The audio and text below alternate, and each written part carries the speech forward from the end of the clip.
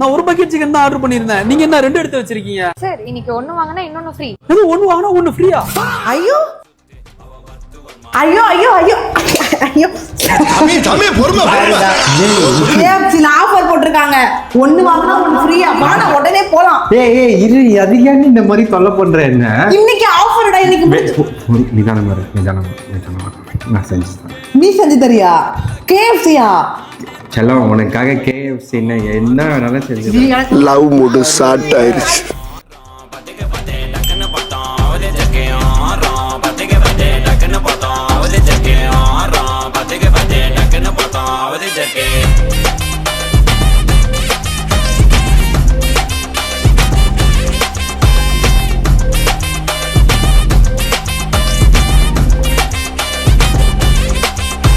Aruni செஞ்சுட்டியா?